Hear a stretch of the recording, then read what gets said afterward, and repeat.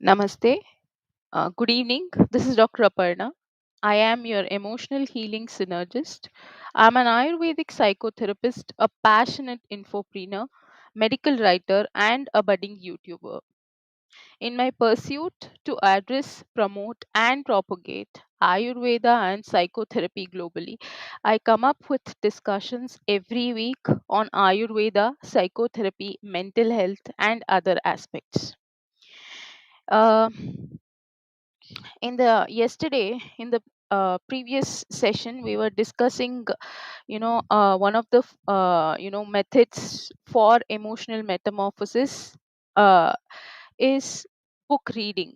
And I was you know we did I talked through the book Maybe You Should Talk to Someone by Lori Gottlieb.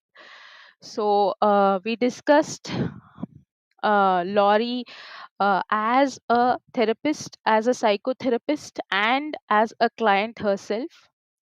So, if you want the part one review, it is available both in my YouTube and LinkedIn. Today, we are discussing, today is day two because yesterday I couldn't cover the full book synopsis because we are discussing it in detail. So I would recommend you to watch the first session before you come to the second one, today's session. So yesterday we were discussing, most of Lori Gottlieb's experience with her own therapist. You know, like this we talked about the book, chronicles about the author's experiences in the therapy room with her own therapist, which she had named in the book as Wendell. So she initially seeks therapy after a personal crisis and navigates her own emotional journey.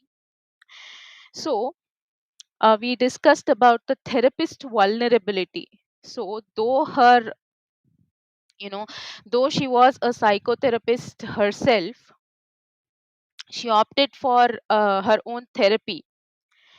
So and she experiences the power of her therapist's vulnerability and authenticity. We talked that her therapist is very much authentic. He did not give her just the idiot compassion. He instead chose to give her the wise compassion. We talked about the difference between what is idiot compassion and wise compassion. You can refer yesterday's session if you want to know it in detail. So this book also highlights the idea that therapists are human too, and this human connection can be profoundly significant in healing. So, and we talked about acceptance and change. So author's journey exemplifies the idea that acceptance is often the precursor to a meaningful change. You have to accept yourself, then process your emotions, then it is a precursor to a meaningful change. So author's willingness to confront difficult truths about herself, that leads to her personal growth. Because we talked we I talked through I just spoke about the concept that when a client goes to a therapist, he or she doesn't trust the therapist fully. So they may hide few things, or they may lie about few things. When they are being confronted, and when they're willing to accept the difficult truths, then this leads to personal growth. And she also we also discussed that there is in the book a section where the the therapeutic process from the client's perspective. See, as our therapist here, author is herself is a client. So a therapy from the client perspective. So author narrates, how she felt, how what was her experience being a therapy client, you know and how we get the world of here psychotherapy and how the therapy works, and and how what is the role of a therapist and what is a role of a therapy client. So in overall, the next we are going to discuss some case studies, mentioned in the book. So the case studies also showcase the transformative potential of the therapy, the importance of human connection, and the power of vulnerability, and how the resilience factor, the power of bouncing back, and the capacity for growth and healing even in the face of profound pain and struggle. So this book is for both. As I said yesterday, it is for both therapy seekers and therapists. Next is, when we talked about her the author's breakup, and that was a crisis in her life. That is the reason she visited she happened to visit a psychotherapist, a seasoned psychotherapist. Here, in the next section, briefly, she has also mentioned that there is a conversation between her and her son, because she has to tell the news to her son that she and her partner have broke up. And her son asks her, she is quite honest and open about it, but she cannot tell the actual reason. She is hesitating to tell her son that the actual reason for breakup was that her partner couldn't, did not want to take the responsibility of the child,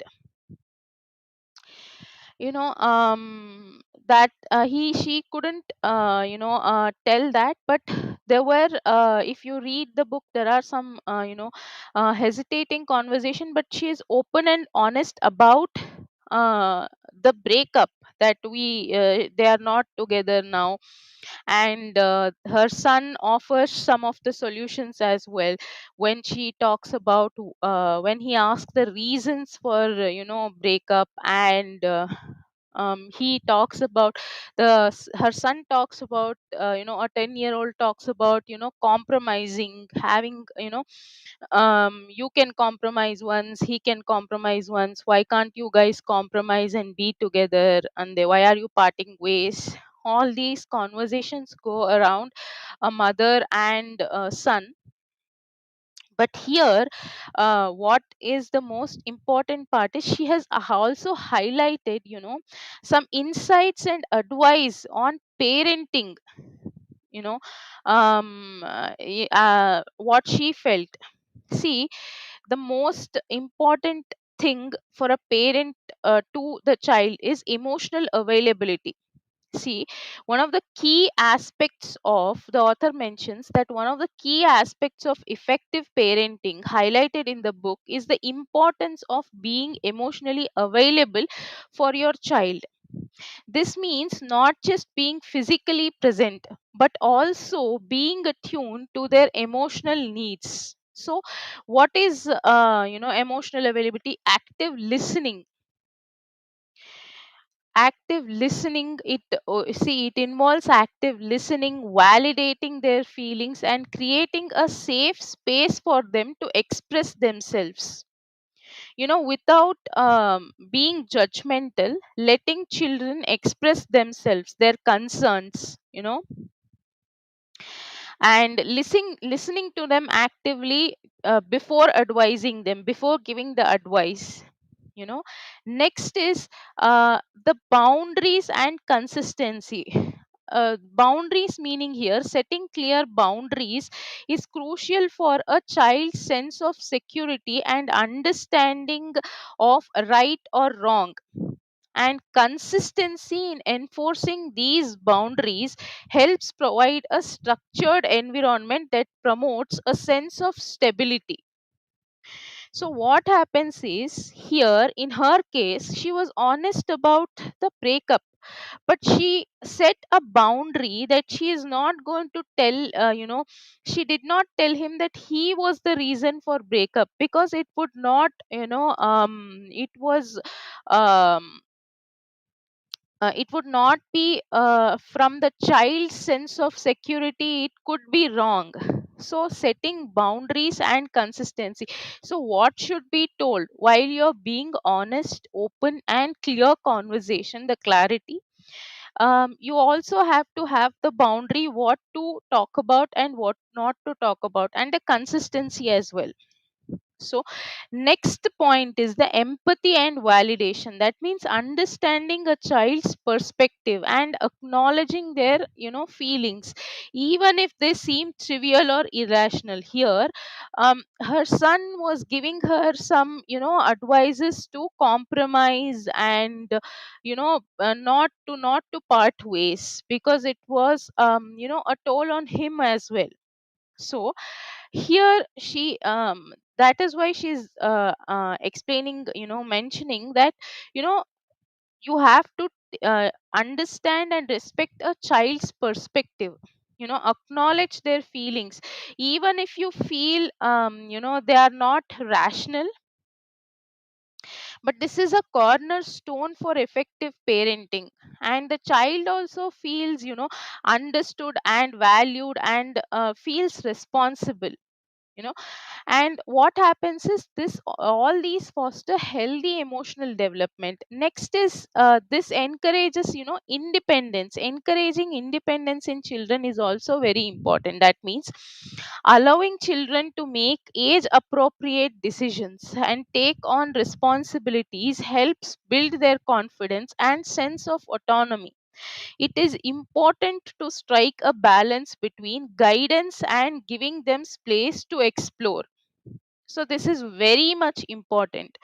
you know we don't have to control the child. We have to allow children to make age appropriate decisions and taking on responsibilities. What happens is this helps build their confidence and sense of autonomy. So this is a right balance between, there should be a right balance between guidance, always guiding them. First of all, children do not appreciate that. Second of all, it does not encourage independence, it encourages dependence. So we have to, parents have to give them space to explore. Next is to model healthy behavior. See, children don't learn by the guidance, they learn by the example. They learn by observing things. What you do, they do that. So they follow. So, as children learn by example, it's crucial for parents to demonstrate the behaviors and values they want in their children to adopt. This includes how you handle stress, conflicts, and self care. So, open communication, creating an environment where children feel comfortable discussing their thoughts, concerns, and questions is, vital. So, there should be an environment, where children are comfortable discussing their thoughts, their concerns, their questions. So, this involves not just talking to them, but actively listening to them and being receptive to their needs. Next is flexibility and adaptability. So, recognizing that every child is unique and may require different approaches is important. Being open to adjusting your parent's style based on your child's personality and needs is a sign of effective parenting. Flexibility and adaptability also is very much important.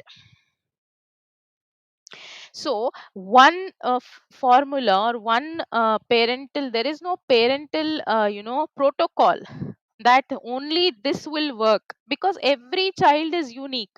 And for different for every child, different approach or different parenting approach or different parenting protocols may need to be followed. There is no set protocol that you should do this at this age, you should do this, you should try, explore and experiment. So so being open to adjusting your parenting style, how based on your child's personality. Every child is different, and every and needs of children is also different. So this is a sign of effective parenting. Next, self care for parents as well. This book discusses, taking care of your own physical and emotional well being. This is very crucial.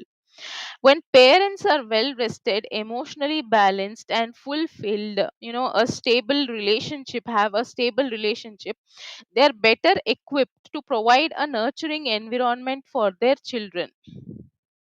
Next is encourage emotional intelligence. So teaching children to recognize and manage their emotions is a valuable life skill. As I said, being aware of your emotions, recognizing your emotions and managing your emotions is one of the key concept in emotional intelligence. So encouraging emotional intelligence in children.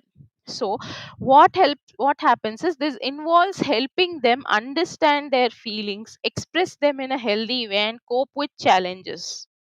So the next thing is unconditional love. Showing consistent love and support regardless of a child's behavior or achievements creates a foundation of trust and security that is essential for healthy development. So apart from all this unconditional love, that a child should feel that he or she is being loved, and supported and heard, and this creates a foundation of trust and security. This is, essential for, healthy relationship. So this is a dynamic process and a continuous process which requires continuous learning, adaptations, improvements. So this is about a conversation, the parenting tips, parenting insights mentioned in the book. Whatever I have, understood, all this is not directly mentioned as this is my comprehension of what is mentioned in the book. So here next, while she is taking therapy, she is a therapist, so she has to also, see patients, see clients on a therapy clients on a regular basis. So her first client here, she has named, these are all pseudonyms, but she has named him John. So here we'll see first what is the case study of John and what happens in his life later. So John's a very successful Hollywood scriptwriter who thinks that he is surrounded by idiots. See, this person's problem is, while she met John in the beginning, he thinks that he is the only intelligent person, and all of the people around him are idiots. So he secretly starts going to the therapy due to the stress and difficulties with his wife. Why he comes to the therapy is the relationship, problems with his wife, rather than, admitting to going to therapy. So she doesn't tell people that he is going to therapy. He hides that, and see and he's, very rude. When the author meets her client John for the first time, he seems to be very rude. He's and he has a bit of less discipline, like he orders food in between the session and getting delivered it during the therapy session. All that he does, she writes it in a comic way, that I found this person very funny and rude. So Eventually, the author gets to know that, and we found, we, while reading the book, find out that John had a young son, Gabe, who was killed in a car accident when he was 6. So, deep down, he and his wife blamed each other for it. In a car accident, his 6-year-old son died.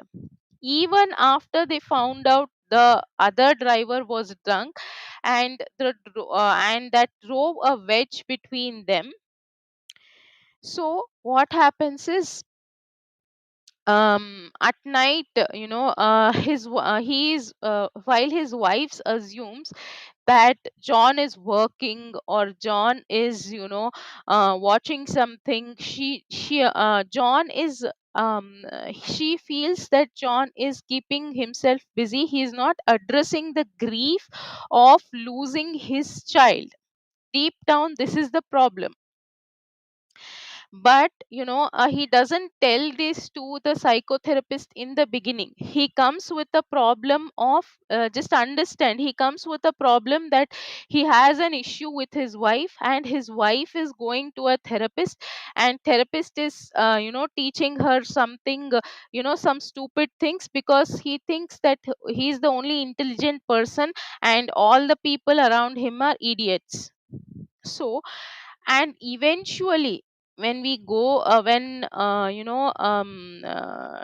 psychotherapist delves deeper, ducks deeper, and confronts him, then she comes to know of the death of her his son, so 6-year-old son. So what John was doing is, John was actually hiding out, watching. He was not watching anything else. He was watching his son's old videos, old videos of Gabe. He's worried that his memories of Gabe, particularly the happier ones, are getting fussier over time, and he doesn't want to forget his son. So he also isolates himself most of the time, and he is unable to find joy either in his career or relationship. So author thinks that, at the beginning, John's narcissistic traits are, are a defense mechanism. Narcissism here is when a person thinks that he is superior and he knows everything,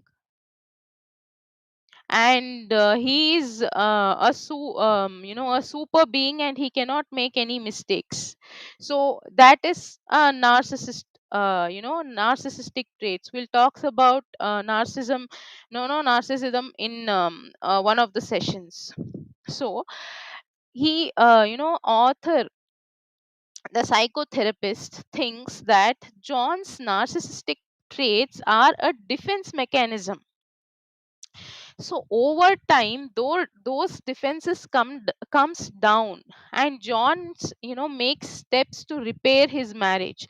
Ultimately, there is a happy ending. But how? What are the lessons we learn here? What happens? We'll discuss. So, grief and loss.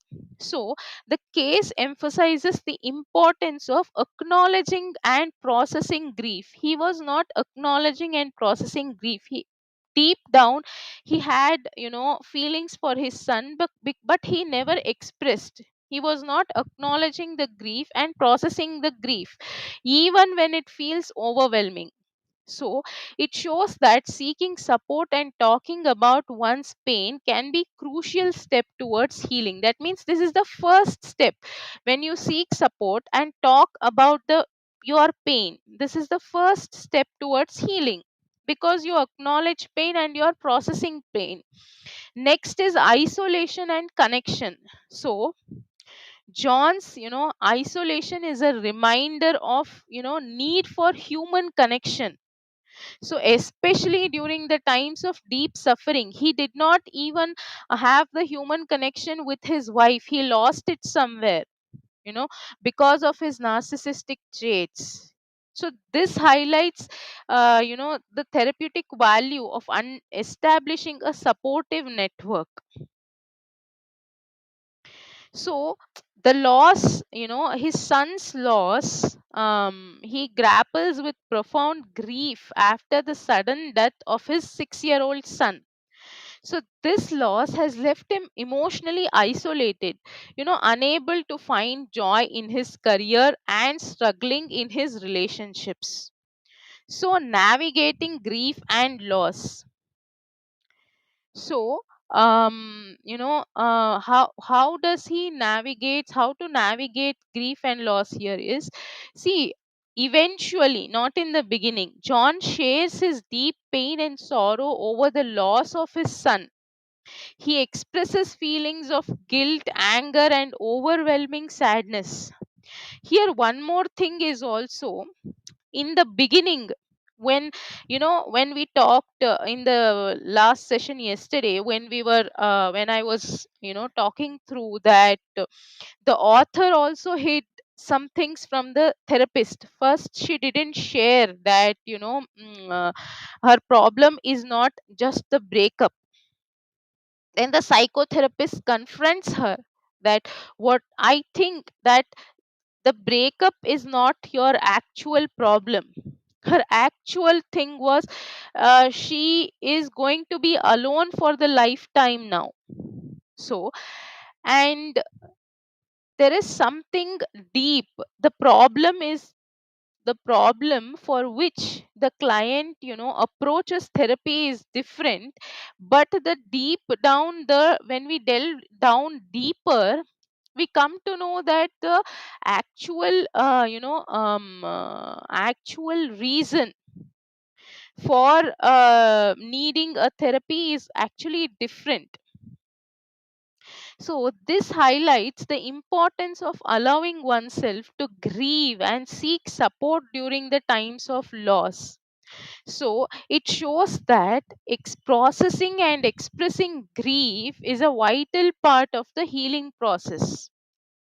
So the next is isolation and connection. So John reveals that he has withdrawn from his friends and family. He is feeling, he's not able to connect to his wife and his friends after the death of his 6-year-old son. So what this highlights is need for human connection, especially during the times of deep suffering. And next is acceptance and forgiveness. So John struggles with the feelings of guilt and regret. He feels that deep inside he has a guilt that he killed his son,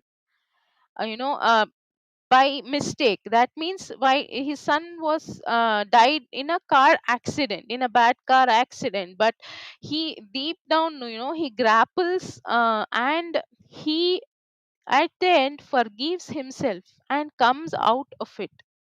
So this also illustrates us the power of acceptance and forgiveness in finding peace and moving forward from painful experiences. It emphasizes the importance of self compassion. The role of therapeutic presence. So Laurie provides a safe and empathetic space for John to express his emotions without judgment. you know um here, and empathy. So what is the role of therapist as well here? So the author provides a safe and empathetic space for John to express his emotions without judgment, because in the beginning he is not ready to expose, but because of her empathy and her openness and clarity in communication, helps him, gives him a space, provides a space for, and a safe environment for him to express his emotions without a judgment.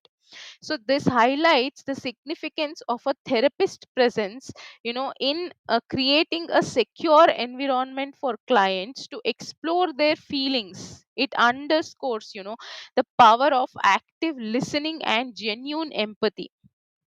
So the next thing is the impact of trauma on identity. So here in conversation, John reflects on how the loss of his son has shaken his sense of identity and purpose.